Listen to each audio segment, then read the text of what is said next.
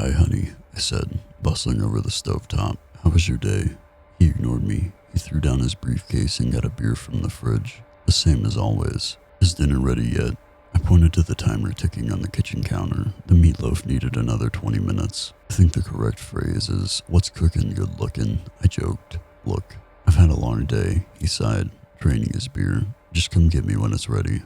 "I will, honey," I said. "After dinner, I have a surprise for you." "Whatever." And with that, he retreated upstairs to play video games. Supper seemed to be all he cared about these days. So long as he was fed, he appeared to want nothing else to do with me. I tried to get him to talk to me. Something was clearly bothering him. He just wouldn't open up. But that was alright. Once dinner was ready, I hollered up the stairs that it was time to eat. The spread was immaculate. Roast cauliflower with lemongrass and shallot. Jacket potatoes with garlic confit. And for the main course, a beautiful meatloaf. My own recipe. His favorite. I thought he might even notice. Instead, he simply began eating, without even looking at his plate, his eyes glued to his phone. But that was alright.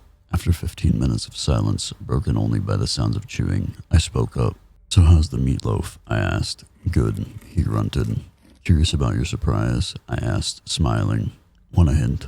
"What do you want from me, Rose?" He scoffed, plating another ketchupy slice. "I didn't forget your birthday, did I?" His words stung, but I tried to not let it show. I'd been silently rehearsing what I was going to say for hours. "Actually, I wanted to talk to you," I said, "about the baby." He stopped chewing for a moment, his jaw set. He always wanted to be a father, but 6 months ago, I'd miscarried at 20 weeks. The doctors told me we shouldn't try again. "I told you before that I didn't want to talk about it." "But I do," I said. "She was my baby too." "If you can't give me a child," he said, popping the last of his meatloaf in his mouth, "then there's nothing more we have to talk about." "How?" He'd bitten down on something so hard he nearly cracked a tooth. As he gingerly pulled the thing from between his lips, he shuddered, unable to comprehend what he was seeing. "Is that?" he asked softly. I nodded. "There's leftovers in the freezer if you're still hungry." A belly button ring, the kind his mistress wore. He clutched his mouth in horror, staring at me, more passion than he had in months. "Is this it? You crazy bitch," he cried. "Is this a surprise?" "Of course not," I replied, pleased that I finally had his attention. She was pregnant.